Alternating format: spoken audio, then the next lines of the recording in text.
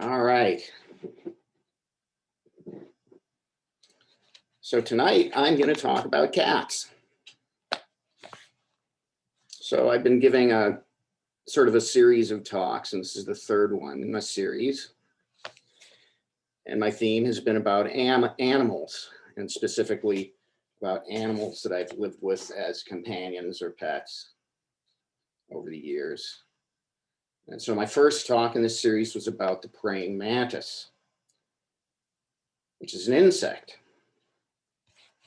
My second talk was about snakes, which are reptiles. And now we're coming around to a more conventional companion animal, Felis domesticus, the mammal known as the common house cat. The animals that I've known, I've probably spent more time in the company of cats than any other. They have an incredible array of personalities and personal traits. They can be either complex or simple, aloof or affectionate, mysterious or transparent, and on and on. I'm going to talk specifically about 3 different cats that I've known and how their lives suggest to me some of the aspects of Buddhist teaching and how their lives have stuck with me because of the way these beings expressed these teachings. So along the way, I'm going to be talking about home leaving, which is the traditional formal aspect of Buddhist initiation that marks an entry into the teaching from everyday life. And I'm going to talk about mystery or groundlessness and the mystery or the reverence in Zen teaching for the wisdom of not knowing. I'm also going to be talking about loving kindness and unconditional love, or metta, which is one of the paramitas, or the immeasurable practices of Buddhism. And finally, I'm going to be talking about pain, physical pain versus suffering, or dukkha. It's the first of the Four Noble Truths, and how practice can help us to see the difference between physical pain and suffering. So the first cat I'm going to talk about, the first cat that I can remember being in my family, was a cat named El Gato, which is not a very imaginative name for a cat. It means the cat in Spanish. I remember my dad naming him that. He thought that was really funny for some reason, and I don't really know why. This was so long ago that I don't remember anything specific about how he came into our family, or actually even how he left our family. He was really an enigma. What I do remember is that he had fierce green eyes. He had short, glossy, black fur all over. He was really the perfect Halloween cat. Where we lived at the time was bordering on many acres of heavily wooded sand dunes in northern Indiana, on the shores of Lake Michigan. My parents always put him out at night. In the morning, we'd often find grim presents left on the doorstep of dead or dying small animals that he'd brought to us as some kind of feline offering. I want to mention here in passing that I don't recommend this at all. It's not a good idea to let your cat out. This was a long time ago, and I think people are starting to realize now that this is not a good practice. If you want some reasons, the first one is that cats have been one of the prime reasons why small animals are going extinct. Because they wipe them out at a really high rate. And if that doesn't convince you, then there are studies that show that letting cats outside effectively cuts their life expectancy in half. So please don't do that. At any rate, I remember on one memorable occasion when my father opened the front door and Elgato came trotting in with a squeaking, terrified bat in his jaws. He let it loose and it proceeded to fly madly around the house until we cornered it and released it back outside. Elgato seemed rather insulted that we'd wasted his gift to us in that manner. When he was inside and socializing with us, he behaved in a standard house cat manner. I remember him visiting me in my room when I was reading in bed, begging for being petted and scratched. When he was outside, it was a different matter. He became a wild animal, fierce and brave, all out of proportion to his size. My father told me once that he caught him being circled by a group of raccoons at night, hackles raised and hissing. My father believed that he had some kind of an ongoing feud with the raccoons. As he got older, he wore the signs and battle scars of these encounters: a ripped ear, a broken tooth, a scarred face. But for all that, still acting normal when indoors with our family. And then one hot summer night, he was let out as usual into the woods and didn't come back the next morning.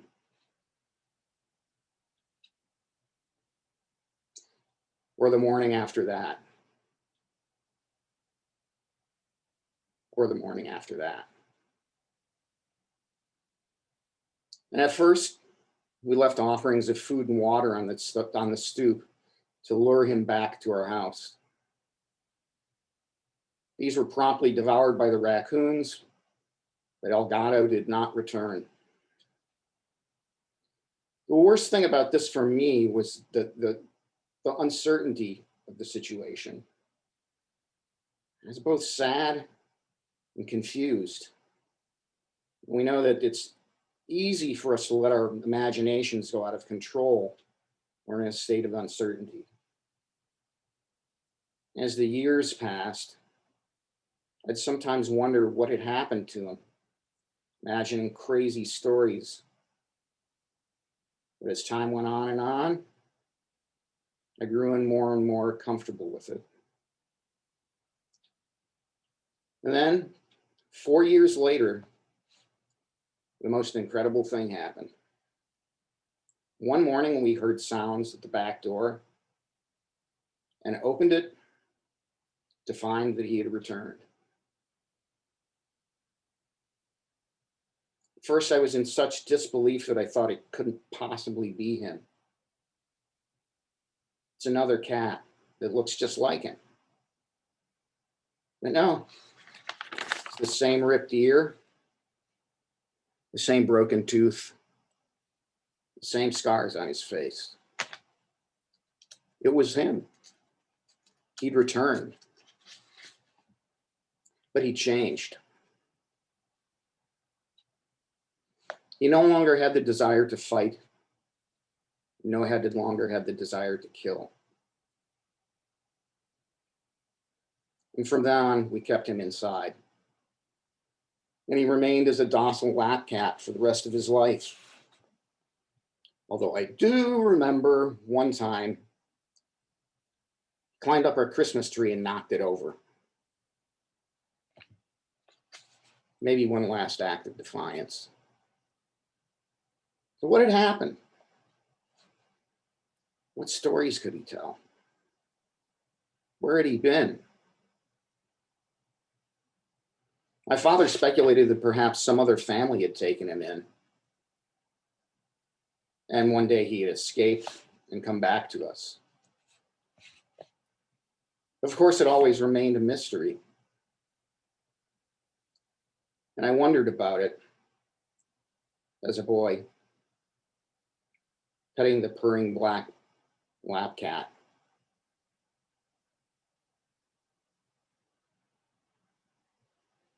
Home leaving is the term used for formal Buddhist initiation. It refers to the apocryphal story of Shakyamuni, who, as a young prince, encountered in his sheltered life the truths of old age, illness, and death, and decided to abandon his wife, child, and family life by scaling the palace walls late at night and fleeing to become a wandering ascetic, hoping to discover the answers to why there was such suffering in the world. These days here in the West, it's more likely that we continue on in our daily lives after an ordination, although some may enter a monastery. And home leaving seems to me more about leaving the comfort of our conditioned views, the dubious comfort of our conditioned views.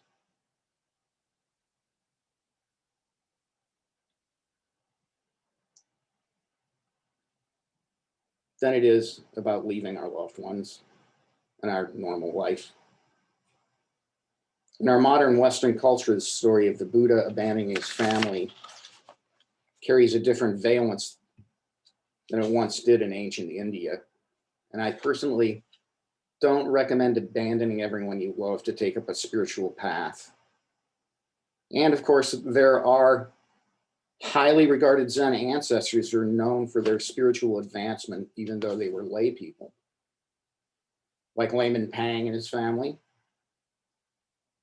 Vimalakirti, and Hui Nang, who started out as an illiterate firewood gatherer. I always wonder what happened to my cat that so profoundly changed his behavior. He couldn't tell us, of course, and that's a mystery.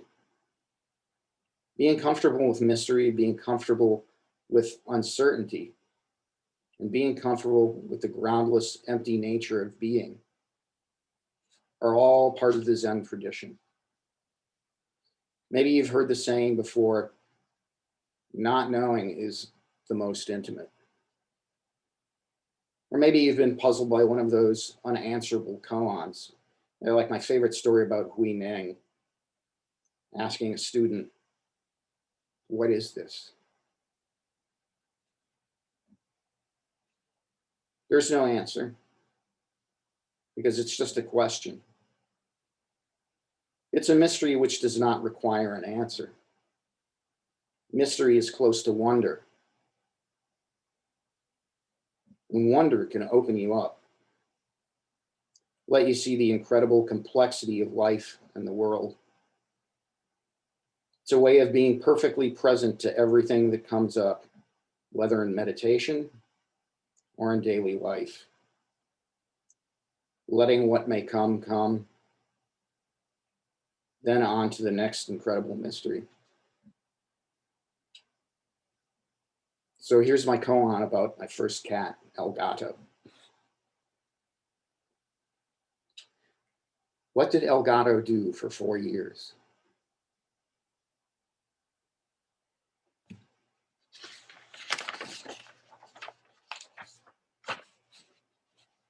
The second cat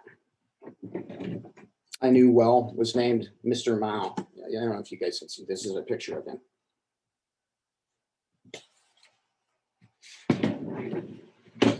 He's what's known as a black and white tuxedo cat. He entered my life during a very difficult period of time. My mother had died of cancer.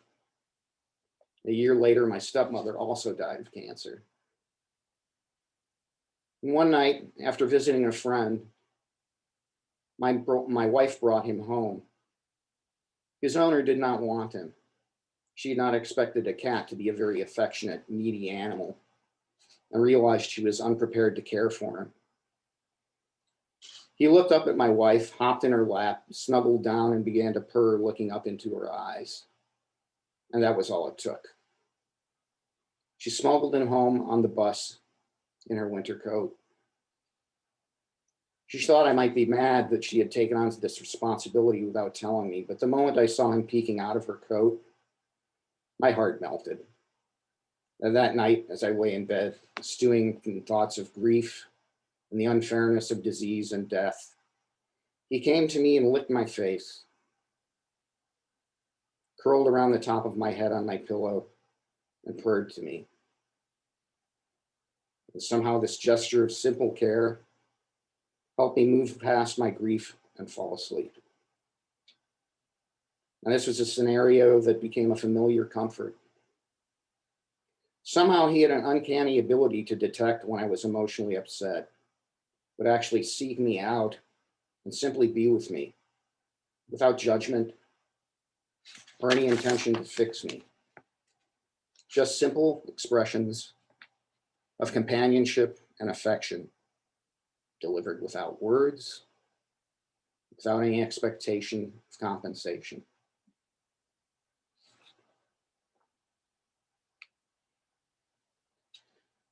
I vividly remember coming home one night to a dark, empty apartment after one of the worst days of work I've ever had in my life. I was nearly in tears. I was convinced all my coworkers were out to destroy me, and there was nothing I could do about it. I didn't even take off my coat. I was just standing there in the dark, fuming with rage and frustration. I heard a small, questioning sound at my feet and looked down to see him looking up at me. "What do you want?" I thought. And suddenly, before I could think about it, he leaped 4 feet into the air, into my arms, fully trusting me to catch him, which I did in astonishment, just holding him there against my chest. He leaned his weight against me and bumped his head against me in that way that cats do that expresses trust and affection. And suddenly, everything was about 75% better. He had come to me when I was sick sometimes, curling up against my belly as I lay in bed with the stomach flu. He'd spend hours with me as I lay flat on my back on the couch, nursing a pulled muscle in my back. He'd lie on my chest if I allowed it, or if I didn't, he'd curl up in one of my arms. It seemed that attending to our suffering was his greatest joy. Mao was the name of the Egyptian cat deity that slays the serpent Apep, who devours the sun at sunset and allows the sun to rise again. We had named him well.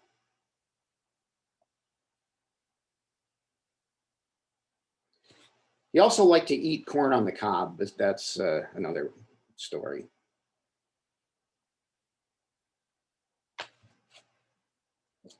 So this reminds me of the unconditional love that we strive to cultivate with metta practice, and just generally compassion and empathy. And I very well may be anthropomorphizing Mr. Mao's behavior, but I've always been really inspired by it. And I wonder why I can't so effortlessly embody that kind of unconditional care through trying and through effort, but that it does come automatically. It's within our nature to just freely help. It actually takes effort to be callous and uncaring. And it takes effort to hate. In his book, Bodhisattva Archetypes, Taigen Dan Layton lists well-known celebrities that seem to reflect the qualities of the bodhisattvas. For Avalokiteshvara, for instance, who's the bodhisattva of compassion. He lists the Dalai Lama, Albert Schweitzer, and Mother Teresa. as exemplifying her qualities. Of course, all of us are capable of this kind of thing. It's just a matter of cultivating it, seeing it when it arises spontaneously. I want to suggest that in some ways animals are more prone to this way than humans, because they're not caught up in social traps that alienate being from being. And they're unconcerned about gaining anything by being kind. The last cat I'm going to talk about is Melody. And here's Melody.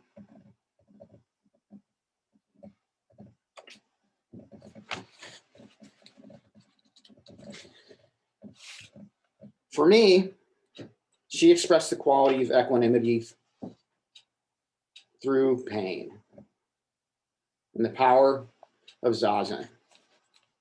She came into our lives about 2 years after we had said goodbye to Mr. Mao. A friend of ours who ran a cat rescue suggested we test drive a pair of kittens to see if we would like to adopt one. I came home from work knowing that they would be there, and they were both sleeping in the big black recliner that one day would become Melody's throne, because she was always sitting in it. She peeked her little head up over the arm of the chair and meowed, and I instantly fell in love with her. She looked like a bobcat with like 100% more cute. I have to say that although her life story is sad and short and kind of tragic, she would not want to be remembered that way. She would want to be remembered as a comedian. Because although she had the regal air and stealthy poise of a jungle wildcat, she's a master of playing against type, acting in the most comical and ridiculous and absurd ways possible to get our attention and to get us to laugh. But very early on, we could tell something was not quite right with her. She was a very vocal cat, and she could carry on entire conversations with my wife, Julie. She would ask questions. She would listen to answers and ask more questions. It was wonderful to hear. But also sometimes she would cry out in pain for seemingly no reason. As time went on, she would have accidents, falling from short distances, like from the bed to the floor,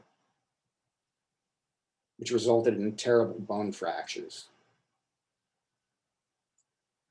Eventually, after spending thousands of dollars on trying to figure out how to help her,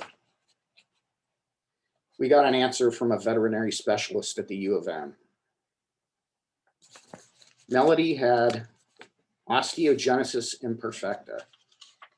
This is known as brittle bone disease. This is 4 years after she came to live with us. The doctor was surprised she had survived that long. Most cats with this condition didn't survive for more than a year. She went through hell in her short life. Suffering I can't even imagine. Multiple surgeries and medical procedures and broken bones. Yet through all that, retained as always, that beautiful regal air and that wonderful sense of humor. Nothing seemed to make her happier than making us laugh, although we had to curb her propensity for more physical humor towards the end. And then there was the cat zazen. She'd sit on the headrest of that black recliner in a classic Egyptian sphinx posture, eyes half closed, facing the wall for hours. Sometimes it seemed like entire days. I'd never seen a cat do anything like this before, even though it seems obvious to me what she was doing in retrospect. If you interrupted her during one of these sittings by petting or touch, or in any way, you'd get a stern meow and a look of disgust. Then she would turn back to the wall and continue. If you did it more than once, she'd get down off the chair and stalk off to somewhere more private. Unfortunately, finally, we had to decide to do the unthinkable. She had broken her femur again. And the vet that we had been taking her to told us they were not going to do any more surgeries because the condition was getting worse. And they could break more bones just trying to fix the one that was broken.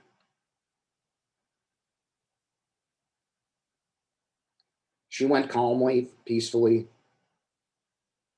possibly even gratefully.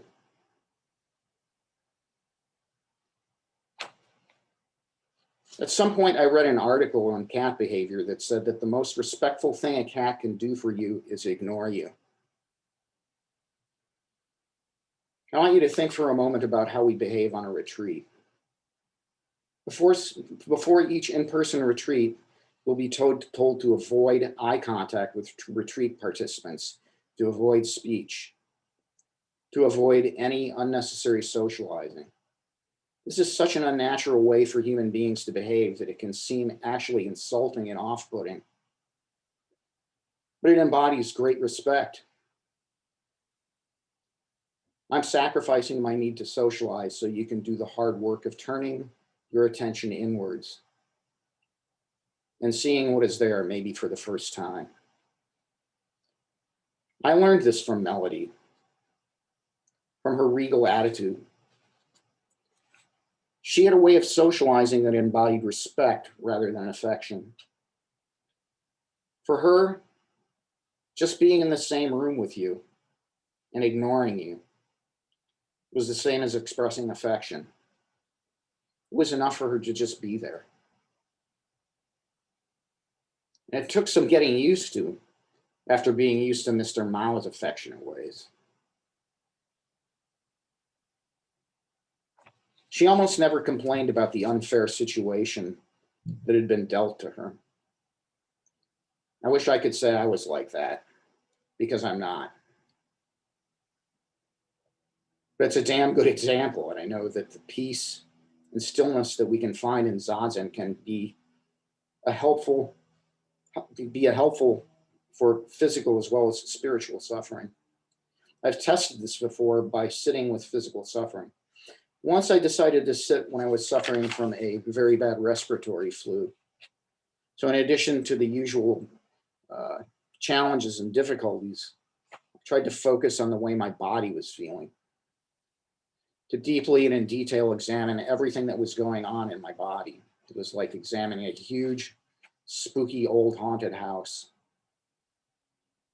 The ghosts of various discomforts and annoying feelings rising up, rattling their chains, moving around from place to place, and then fading away into the walls.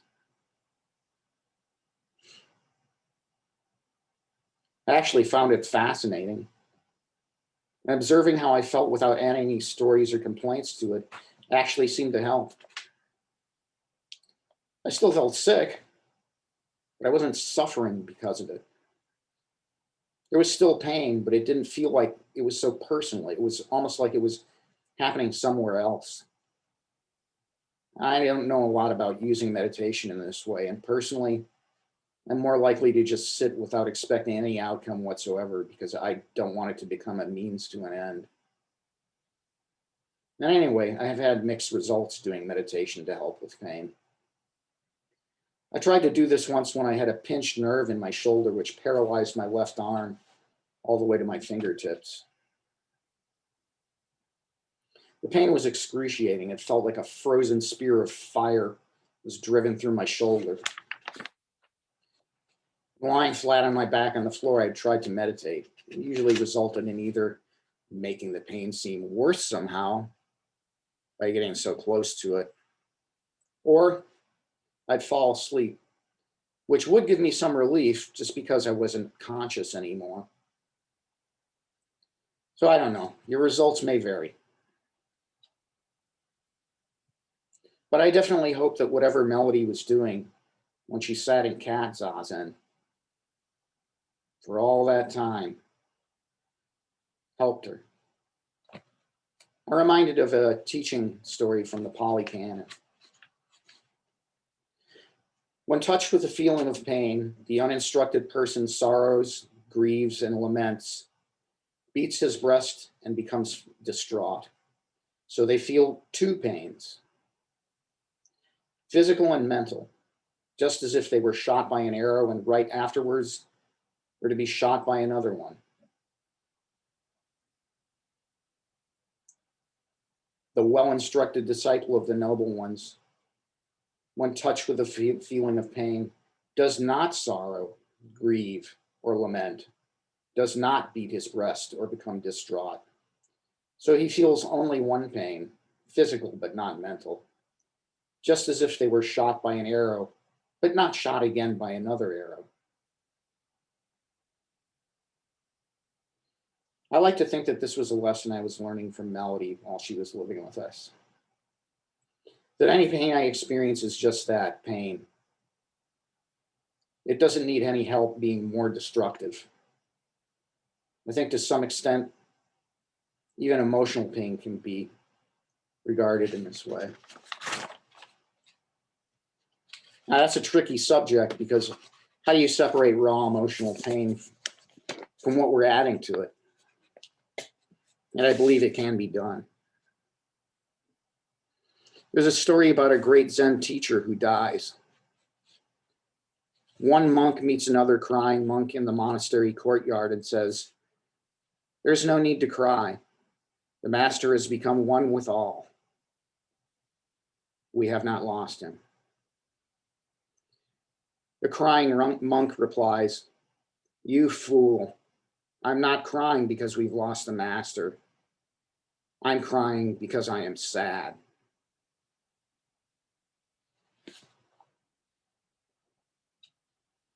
I think over the years of my practice, I'm beginning to see how that works.